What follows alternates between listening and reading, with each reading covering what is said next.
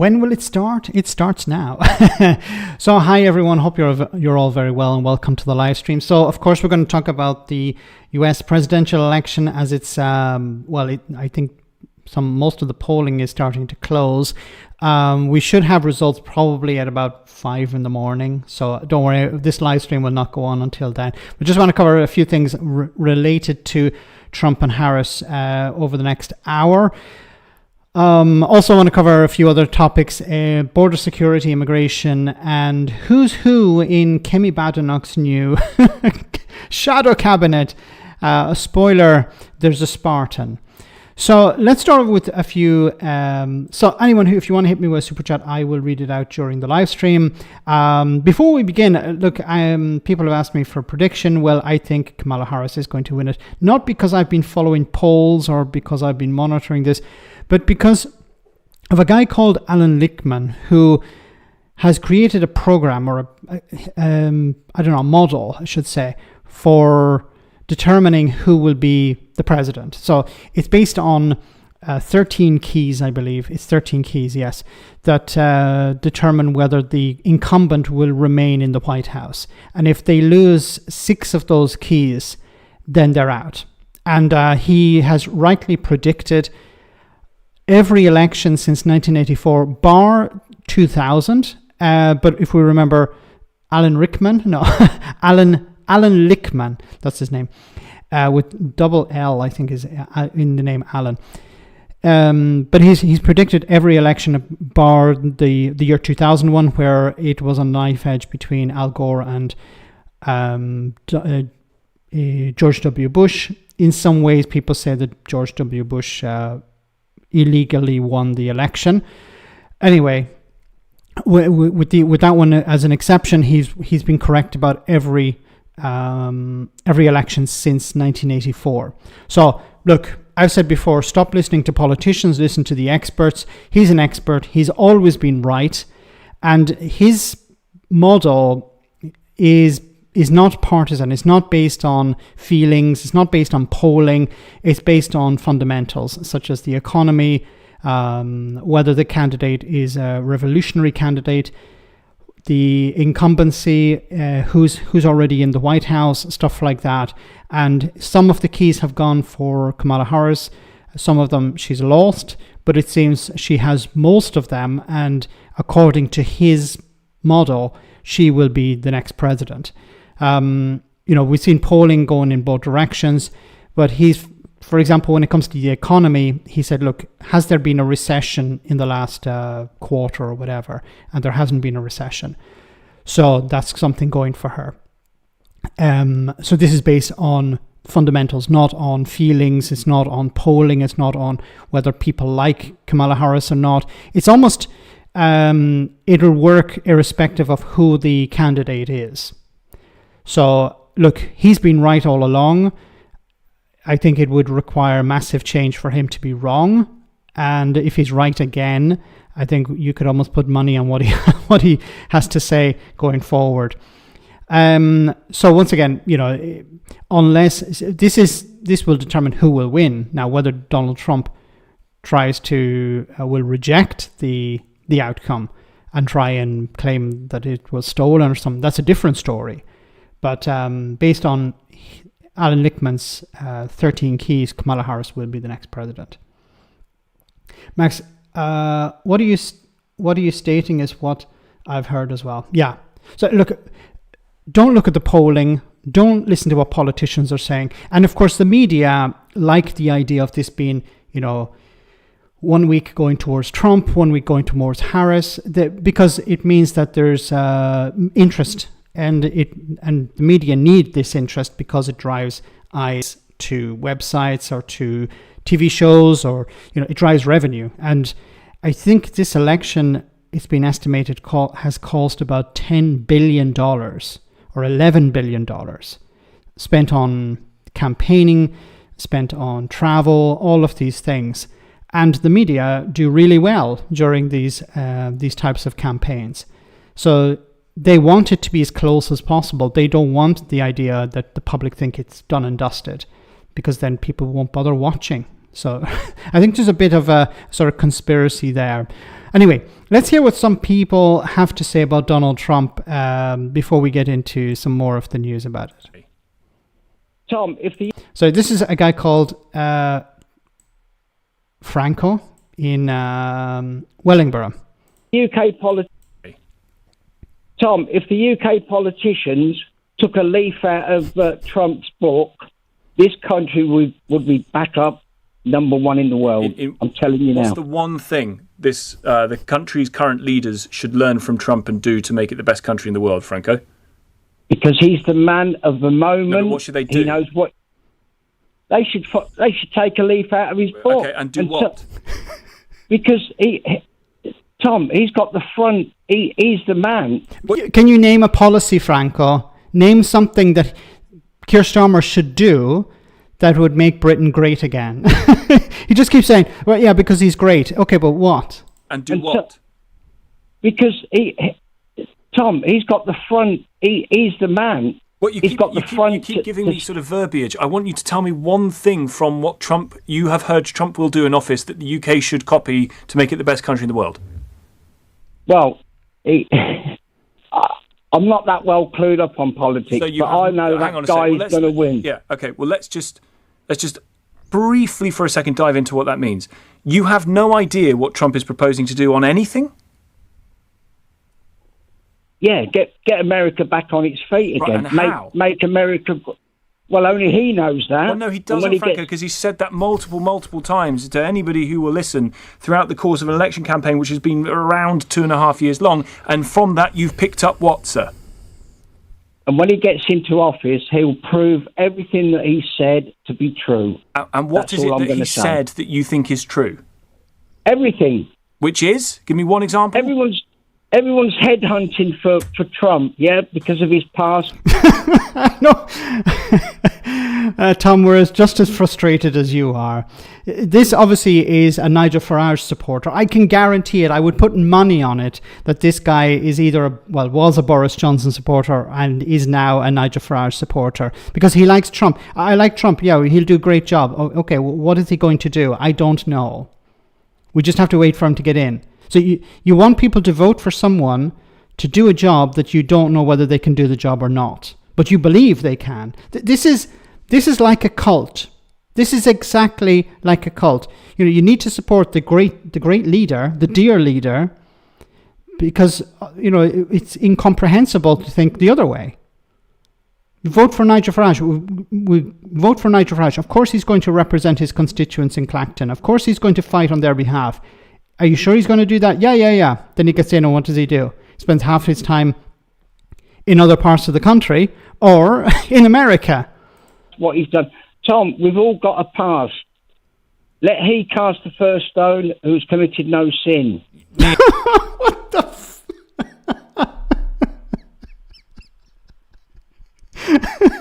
Jesus Christ. What's that got to do with an election? God. Well, look, I don't think Tom Swarbrick has raped anyone. I don't think Tom Swarbrick has asked for people to be beaten up. I don't think he has committed any felonies. I think Tom is a pretty decent individual. God. Nearly. Franco, okay. I mean, thanks. The problem with taking opinions from people who've got nothing to fall back on is that it's not really an opinion, is it? You kind of got to have some evidence to back up what you think. You can't just think something evidence-free. It's amazing that people come to that. It's the cart before the horse there, Franco, isn't it? I think he's going to win because I think he's the man, because I like what he says. What does he say? Not a clue, but I think he's going to win. And this is how people like Nigel Farage get into power.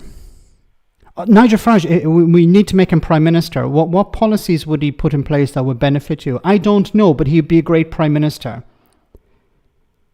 We need to get Trump back in. Why? Because he'll be great. Great in what way? I don't know.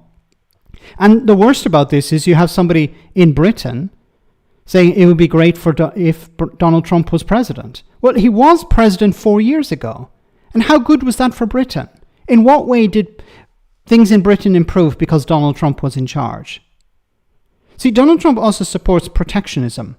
Isolationism in a sense when it comes to economic things. He wants to impose sanctions So he wants to impose tariffs, on imports. Now, he's selling the tariffs on imports as a punishment for foreign companies, but it's American companies that pay those tariffs. So a tariff is designed to protect a local industry, a domestic industry, but it's been sold as some sort of punishment for foreign companies, but it's not. And of course, he would impose tariffs on imports from the UK. How would that help the UK? It would harm industries in the US that are importing. They will be paying the tariffs, but if the tariffs are significant enough, people just stop importing stuff. You want free trade to reduce tariffs so you can have a more level playing field, or a better conditions of trade. He probably voted for it 100 times. At the local election in July, he went down, he says, okay, there's Labour, there's Conservatives, there's Reform, Liberal Democrats, Greens. Where is Trump? Anyway, I'll just write Trump on the ballot card. Oh my God. Donald and Melania Trump were seen today at the polling station in Florida, casting their votes. Didn't Donald Trump already mail in several ballots weeks ago? That sounds interesting. Yes, maybe he's engaging in some electoral fraud himself. I don't know. We'll have to wait and see. Thanks, White Bleak. Very kind of you for that comment. What are the odds Melania voted Harris? Probably. There is this sort of thing going around in the US within conservative circles that if the husband votes for the Republicans and the wife, generally it's the wife or girlfriend, votes for the Democrats, it's on a parallel with being, having an affair. That's how the Republican conservatives are presenting it. You're supposed to vote the same way as your husband. Not the other way around. Not if the wife votes a particular way and the husband votes a different way, it's the husband's fault. No. The husband is in charge. And this is the sort of world they want to go back to, where women are not allowed to work. And of course, if women are able to work, it means they have financial independence. They want to get rid of that. They want to sell this idea of the wife stays at home, pumping out children, keeping up the home, cooking, cleaning, not engaging in politics, not engaging in any sort of activism. This is the world that many Republicans want. Some of them want to go back to that, and they see Trump as a mechanism to achieve that. If women were meant to be in charge, it would be wife and husband. I bet she didn't put her arm across, like when somebody tries to copy. Yes, don't look, Donald. Anyway, isn't it interesting? It was said that maybe Donald Trump already voted in a ballot. Yeah, I think I remember something about that. Anyway, Trump sycophants also in the US. Here's one of them. Trump again after turning against him over the January the 6th protests in Washington. Actually, you called Donald Trump a DICK and a narcissist in a book you wrote. And a couple of years ago, you said you could never support Trump's re-election because of January the 6th. You say he effed up. And he did. And you're supporting him again. I am. This is something you'll not see in US media, where people like this will be challenged on things they said in the past. Even though you said you never would. Never is a long time, isn't it? This is political opportunism. This is, there's a chance that Donald Trump can win. I want to gain favor with him once again. This is pretty pathetic. I'm supporting him is that in comparison to what we've lived through here in the United States through the last 4 years under the Biden and Harris administration, all of a sudden the January 6th situation sort of pales in comparison. What? What the F? What has Joe Biden or Kamala Harris done? In what way have they tried to, remove someone from office? Are you serious? I'm very serious. So the assault on the heart of your capital in your country, the symbol of democracy here, pales into insignificance. This is the sort of rhetoric you hear from people like Farage, where they say, well, not Farage, I better not say that, but people like him who'd say, well, the rioting was not that bad, or, they try to legitimize it by saying, well, these people are angry, and they have every right to be angry. Trump has too many ring kissers. He put the human centipede out of business. Thanks so much, Brad. Yes. Has so many ring kissers, he put the human centipede out of business. Oh, God. I saw that movie. It's pretty terrible. But it's quite apt. Well said, Brad. Do you know who's actually down in Mar-a-Lago to kiss the ring? Not sure which ring we're talking about here, but to kiss the ring is Elon Musk. He's down in Mar-a-Lago to watch the results come in. Somebody posted on social media, hope he's brought a condom. To what specifically? Well, first of all, I'm not defending the assault. And did Trump lose the election? Yes, he did. But he you are lost the playing it election. down. No, I'm not playing it down. No, I'm not trying to play it down at all. In fact, I think it was a very, very dark day for the United States. But I look at the assault on democracy created by the Democratic Party, who literally want single party rule at the end of the day.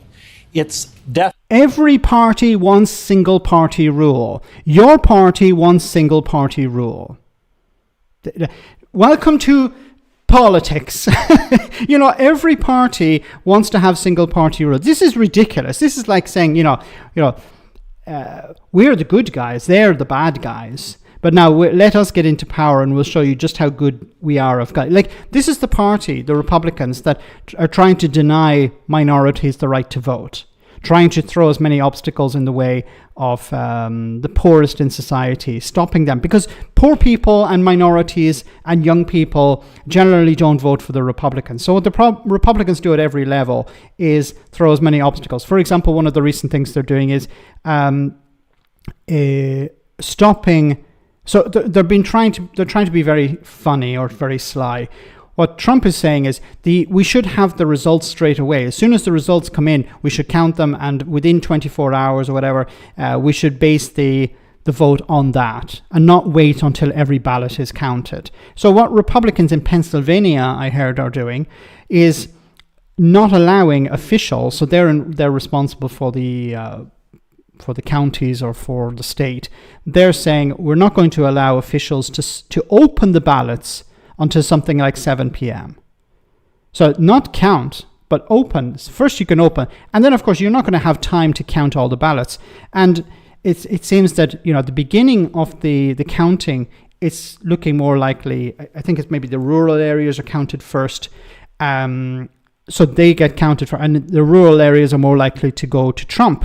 But that's not the full picture. And of course, Republicans are trying to say, then once we have the rural areas counted, then we stop counting because Donald Trump has won then. And some Republican operatives are telling Trump to claim victory before all the counts are in. And this guy is talking about democracy. He's talking about how the Democrats are trying to undermine democracy. The Democrats want a one-party state. Yes, every party wants... When the Conservatives are in power, they would prefer to remain in power forever. The same with the Labour Party. The Labour Party would like to remain in power forever. Every party wants to be in power forever. He's talking... He's explaining something that's... He's gobsmacked by something that's elementary. It's been around forever. Dilly Blasé, great to see you on the stream tonight. Hope you're well.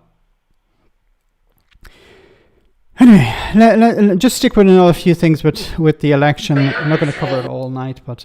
Who are concerned that you didn't concede the election in 2020 when you lost. They're concerned that if you lost this election, you wouldn't concede again. What do you say to those people?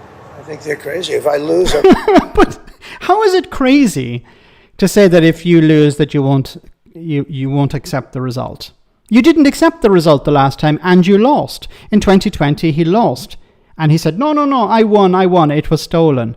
Like, if you were to ask him now, did you win the election in 2020? He'd say yes. An election, if it's a fair election, I'd be the first one to acknowledge it. If it's a fair election. So he's already muddying the water. He's already suggesting that, look, it's probably not going to be very fair. So it'll be fair if I win. But if I don't win, of course, it's a scam. It's broken. It was stolen. That's his way of dealing with things. And that's the way his supporters will deal with it. And I think so far, I think it's been fair. I think there's been a lot of court cases. Both sides are lawyered up. Thousands of lawyers are involved. Thousands. Can you imagine? Yes, because it should be an open and closed case. But unfortunately, like last time, one side was not willing to accept that they lost. So they, instead of waiting until the ballots were counted, they tried to stop the ballots being counted. They're trying to suggest, oh, look, some of the ballot boxes were being stuffed by the Democrats, or a load of votes for Donald Trump were sitting in a warehouse not being counted. That's when the result came in that he had lost. But before that, when he was ahead, he was like, okay, stop the vote. We need to get the lawyers in there, get judges involved to stop the vote. It's absolutely, this is fascism. This is what the fascists do. When they're getting their way, they try to close down. If they don't get their way, they start engaging in conspiracy theories and try and suggest that it was stolen. And part of that is because we have too complicated a process. If we had a piece of paper watermarked, you know that paper is more sophisticated now than computers. It's watermarked paper. It's unbelievable what happens with it. There's nothing you can do to cheat. And it costs you practically nothing to run. But it's, oh God. I don't even know how to respond to this. Think of it. We spend hundreds of millions and billions of dollars on these campaigns. Sorry for the quality of the video. It's the original stream from Sky. I don't know if people in the comments of this video were complaining about the quality. Do it for 8% of the cost and have accuracy, and we wouldn't have to be worried about when is Pennsylvania going to announce. It's really a shame. Oh my goodness. Different. It's very tempting to focus on this, but this is also about the issues which are going to decide this. Look, once again, this is all academic. You have the media engaging in these sort of, it's the road to 270. What are the issues? Who's going to win? Who's going to win which state? At the end, look, I think it's almost guaranteed that Kamala Harris will win it. But let's go through the motions anyway. Election, we can have a look at the issues that are important to people voting. So it's border security and immigration, inflation and the cost of living, economy, protecting democracy and abortion. This is how each candidate fares. So if you're further along on the right here, that's voters thinking you're doing a better job. So on border security and immigration, Donald Trump way out front here. Inflation. Okay, just a few things about this. What happened to the wall? I was going to say Boris Johnson. Donald Trump said that he would build a wall and Mexico would pay for it. Well, he didn't build his wall. He built a little bit of a wall. And did Mexico pay for it? No. Would that not be enough for people to go, okay, we're not going to vote for this guy again? How many times do people need to be lied to before they realize, actually, this person is a liar? It's like Boris Johnson. Boris Johnson lying to people, and then they turn around and vote for him. How many times does somebody have to lie to you before you realize, actually, maybe we should kick this guy to the curb? And then also when it comes to the borders, I think it was Kamala Harris was trying to do something about the border, and Donald Trump instructed his representatives in Congress to stop it, not to fund it. So the Biden administration were trying to do something tough on the border, and they were being undermined by Congress. And Congress was, in the pocket of Donald Trump. Inflation and cost of living and the economy. He has clear leads over Kamala Harris. When it comes to protecting democracy, though, and on abortion. Inflation and cost of living. Like, how do people think that Donald Trump will make things better? Like, the president has very little control over inflation or the cost of living, because these are global factors. It's more about Congress, because they're the ones who fund the government. But the president has very little control over this. Once again, I think a big problem is that people think they're not happy with the current situation, so they're saying, well, we'll vote for Trump over Kamala Harris. But he's not going to do anything better. Kamala Harris has those leads here. And a lot of that is based on what candidates have been saying about their economic plans. But in this case, we've also got experience of both candidates being in power, whether it's Donald Trump as president or as Kamala Harris as vice president. And this is what people will be taking into the voting booth as well. This is real-term wages over the Trump presidency and over the Biden and Harris presidency. And you can see under Donald Trump, there was this big growth, plus 7% in wages. And that was over 4 years. That didn't happen under Biden and Harris. Actually, it was a drop of around minus 4%. So people will be taking that lived experience into the voting booths. And in terms, again, of those issues, where they might matter, well, let's go back to this road to 270 electoral college votes. This is a what-if scenario with the battleground states here left out in grey. And if you look here in the north... Isn't there something fundamentally problematic here? That a small number of states, where a small number of people, a minority of the population live, they will decide the election. I think they need to move away from the Electoral College, because it's not democratic. It should be based on the popular vote. Because this would, of course, make politicians visit places like California or like Florida, New York or Texas, and really campaign there, because there's a chance that they could convince people. And, it would get away from this red state, blue state scenario. And it would stop like places like Iowa or, Pennsylvania attracting so much attention. Like the people of Pennsylvania are no different to the people of Oregon, but they're more important when it comes to the election. It shouldn't be like that. Every state should be up for grabs. But unfortunately, because of the polarization, you end up having these red states and blue states. And, you end up with a broken system. The parties are not, especially the president, it's not interested in really looking after ordinary people everywhere. It's about, okay, what can we do what can we do to improve the lives of these people in these constituencies, in these states, and to hell with everyone else? Because Kamala Harris is no point going to Louisiana, because she has no chance of winning any votes, winning sufficient votes there. But if it was a free-for-all, if there was no electoral college and it was based just on the popular vote, then there would be a reason for her to go to Louisiana or Alabama, or for Trump to go to New York or to go to Washington State. There would be proportional representation too, well said. That would be a much better system. Northeast, what's sometimes called the Rust Belt. And also you would end up having more candidates, because the third party would have a better chance of winning power. But I don't think there's even talk of reform in the US. I think it's this is the system, and it's going to be the system for the next 100 years, it seems.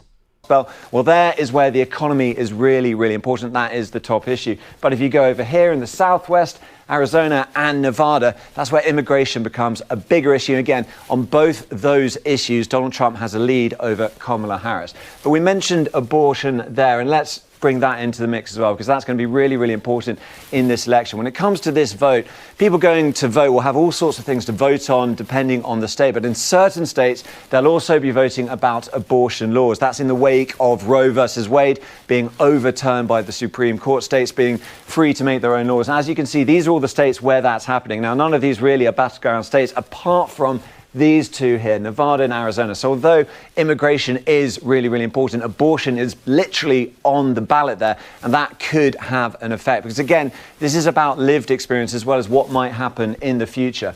This shows the number of people who've been traveling out of state for an abortion. In 2019...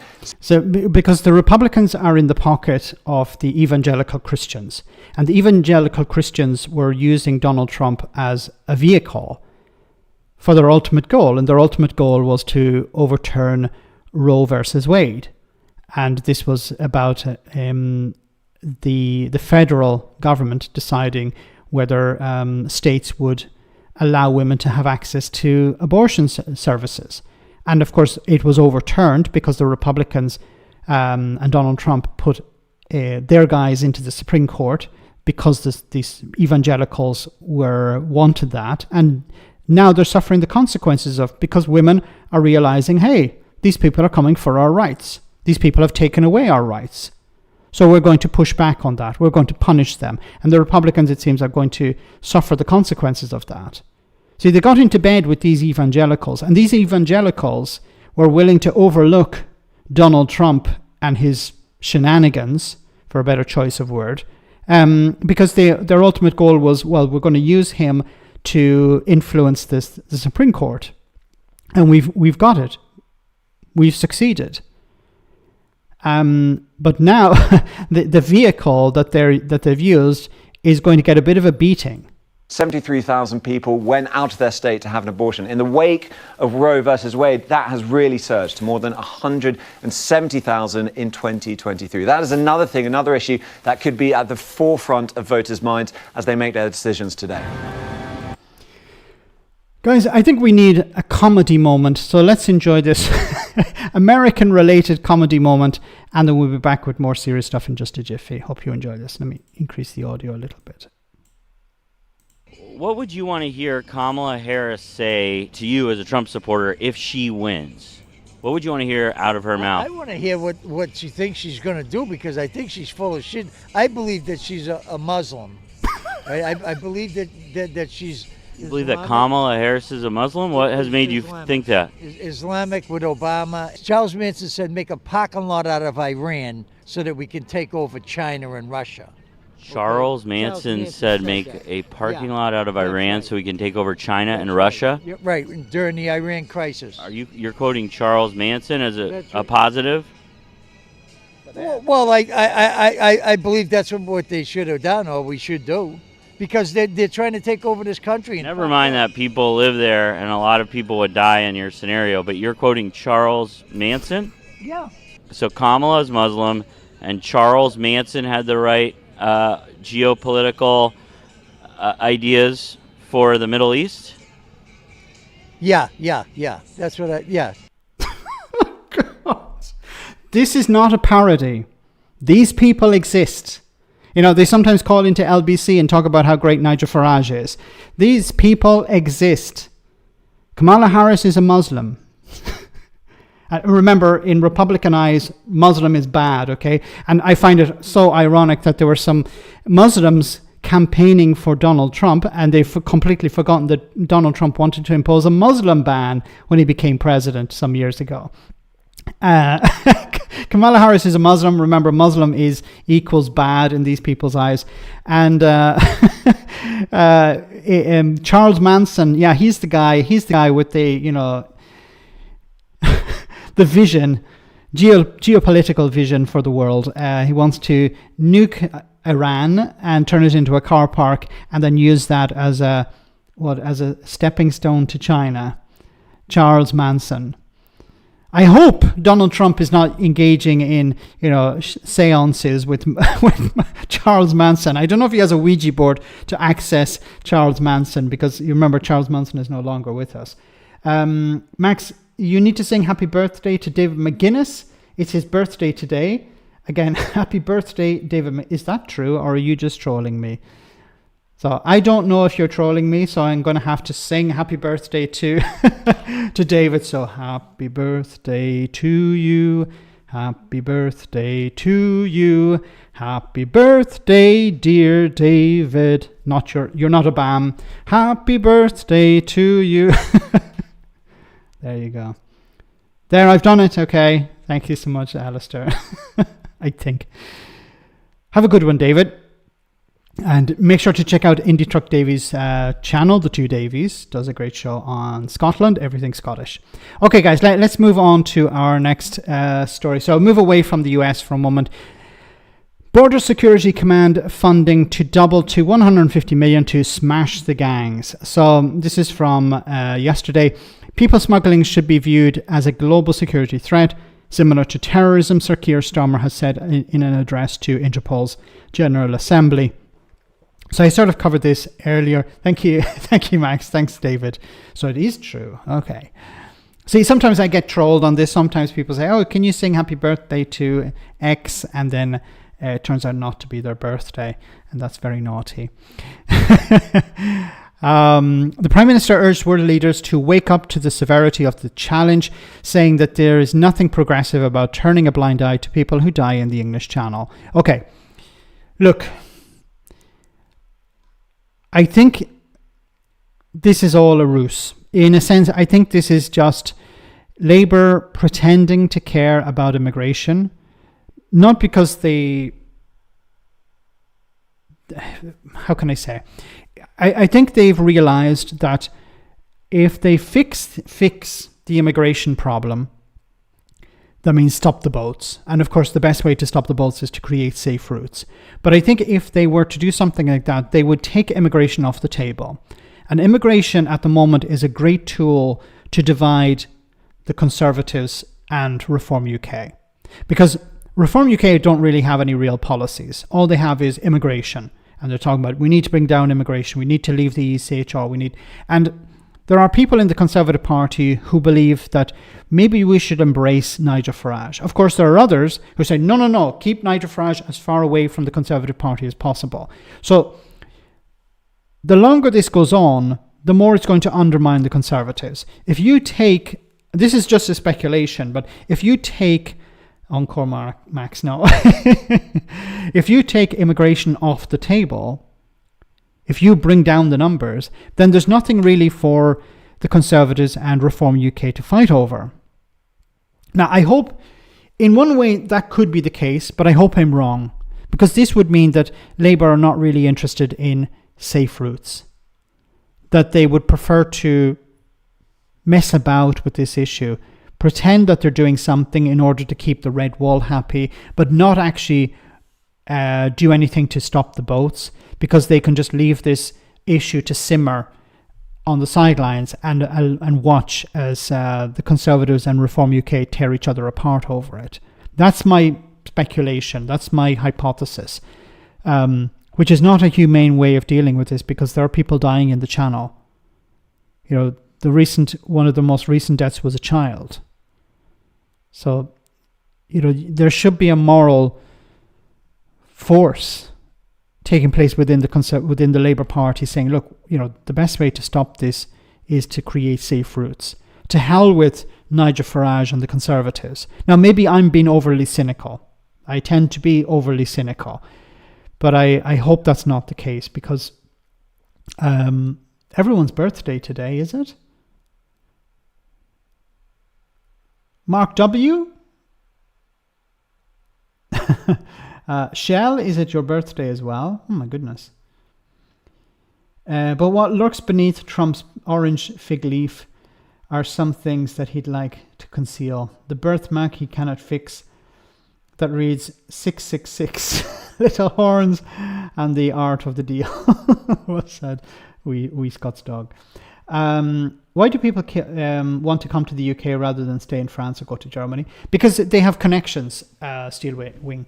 For example, just to think about it, if you were, I'm not sure where you're from, I don't know where you're from, but if you were, for example, let's turn it around, let's say for the sake of argument, you're Nigel Farage or Richard Tice, and you're fleeing. There's a war taking place in Britain, you need to go. Where would you go? Would you go to Italy or would you go to Malta? Well, in Malta, they speak the language. They speak English in Malta. Maybe Gibraltar. You know, imagine Gibraltar is much bigger, okay? But you're more likely to go to a place where you speak the language, or you have some sort of connections, or maybe you have family there. That's why people want to come to Britain. They don't want to stay in France because they have no connection to France. They're passing through France in the same way as they're passing through Germany, or they're passing through some Eastern European countries. They don't want to stay there. You know, there's no obligation on them to claim asylum there either. Hey Max, in 2 weeks and 2 days, I'm in Italy. Hey Stu, hit me with a message to let me know where you'll be, and maybe we can meet up. It'd be great to see you once again. Thanks for that comment. Thanks for that notification. October babies, Max. Honors of us.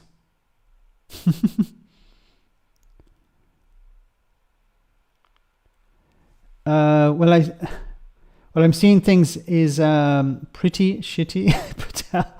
The new foreign secretary, shadow foreign secretary. Yes, she is. So let's get on to that. Who's who in Kemi Badenoch's new shadow cabinet? Oh my goodness. Okay. It's really scraping the bottom of the barrel here because, it seems they don't have enough MPs left after the election. So they're like looking around. Who wants to be a member of the shadow cabinet? Because it's not just the secretaries of state, it's also the ministers. So there are lots of ministers that also have to be brought in as well, hired as ministers. And look, the problem for Kemi Badenoch is she has very few people to choose from, and she has very few good people to choose from. And also, if you have somebody who's a decent MP, do they want to be associated with Kemi Badenoch's cabinet?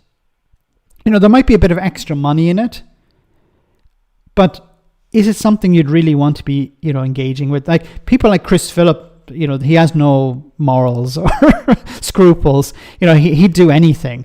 So there's no risk that he wouldn't join the cabinet. So former policing minister Chris Philip has been awarded one of the top jobs in the shadow cabinet, that of shadow home secretary. I'm surprised he got it. I thought he'd be something but different. Dame Priti Patel is the shadow foreign secretary. Bringing back the old team. Like there are no decent people here. There's no big hitters. Mel Stride, shadow chancellor. He was the Secretary of State for the DWP some time ago. This guy is the best. Alex Burghardt. So he is the shadow Northern Ireland secretary. There's a bit of an interesting thing about Alex is he's never been to Northern Ireland. Imagine that, right? The shadow Secretary of State for Northern Ireland has never been to Northern Ireland. He's also the Chancellor of the Duchy of Lancaster. So he has two jobs. This is a part of the problem as well. There aren't enough ministers to go around, enough MPs, to go around. So people are doubling up on numbers of jobs. How is he going to... Does he know Northern Ireland? This guy, once again, has never been to Northern Ireland. So much for the Conservative and Unionist Party. This is a question I would have for Unionists in Northern Ireland. Westminster doesn't care about you. Why do you think they do? Labour doesn't care about Northern Ireland. We saw the interview with the Secretary of State, basically saying, here's your money, do as you wish. We're not going to get involved. The Conservatives, they delivered a Brexit on Northern Ireland, and to hell with the consequences. I don't know. Robert Jenrick is the Shadow Justice Secretary. Covered him today in a video.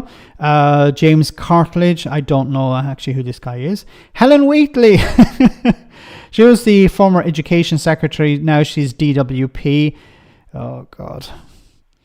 Laura Trott, Shadow Education Secretary, moving away from the Treasury. She was the the Chief Secretary to the Treasury, who is not very good at sums. So maybe going to education, she might be able to brush up on her mathematics. Kevin Hollenrake, Levelling Up Secretary. Ed Argar, Shadow Health. Gareth Bacon is Shadow Transport. And Claire Coutinho, I might pronounce it correctly, Shadow Energy. She was Energy before as well. Alan Mack is Shadow Science Secretary. Don't actually know him. And Victoria Atkins is the Shadow Environment Secretary. Remember, she has her hair done this time. No, she looks like Bob Geldof. I know I'm not in a position to criticize anyone's hairstyle, but my goodness, I'm not a minister or shadow minister. Alan Griffith is Shadow Business. Stuart Andrew is Shadow Culture Secretary. Andrew Bowie is Shadow Scotland Secretary. At least he has been to Scotland, okay, unlike the Northern Ireland Secretary, Shadow Secretary, who's never been to Northern Ireland. Mims Davis is Wales Secretary, don't know who the hell she is. Jesse Norman, not familiar with him either. Lord True, great name. He's a shadow leader of the Lords. So he'd be in the Lords ranting away. Rebecca Harris, Dame Rebecca Harris is opposition chief whip. I don't know if she's any good or not. She'll have a work cut out for her. Bowie is an idiot. Yes, he's a very... Something that's quite common with a lot of these is that they're very nasty individuals. And it's not because they're conservatives, because there are some decent, human beings who are conservatives. But, Robert Jenrick, Priti Patel, Chris Philp, nasty individuals, not likable people. But maybe that's why Kemi Badenoch chose them, because she's not very likable herself. Now, of course, there's nobody here, maybe with the exception of Robert Jenrick, who's going to really challenge her. I think she'll be in a safe spot. She's surrounded herself by people who are not really all that competent. But I think a problem for her was that while they won't challenge her, the rest of the party may get tired of her pretty quickly, because if she's not able to deliver any real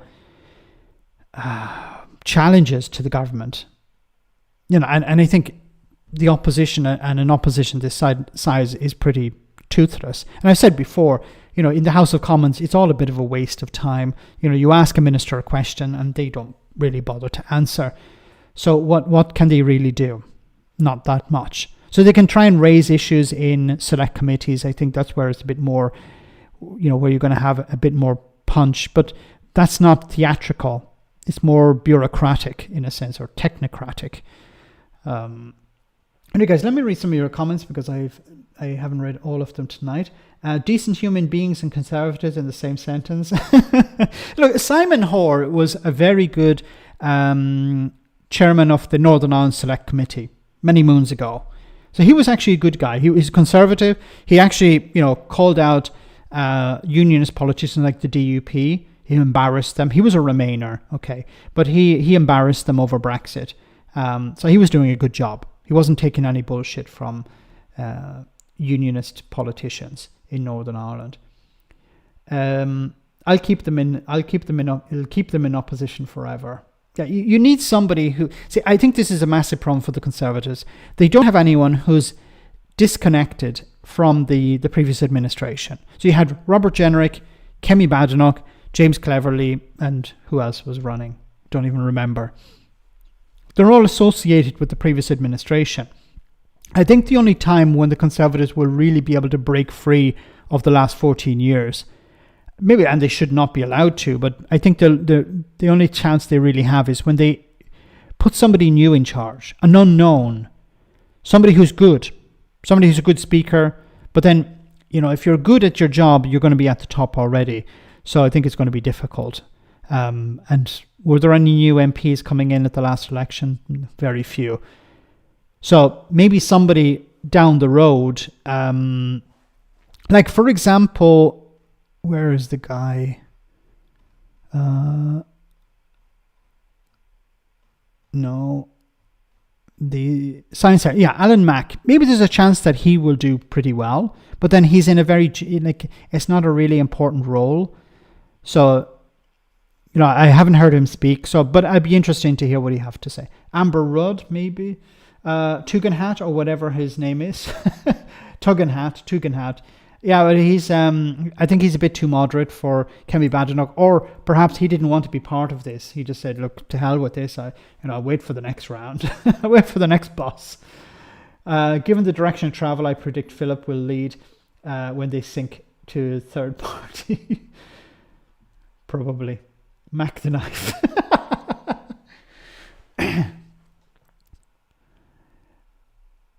Some say it was his best whore.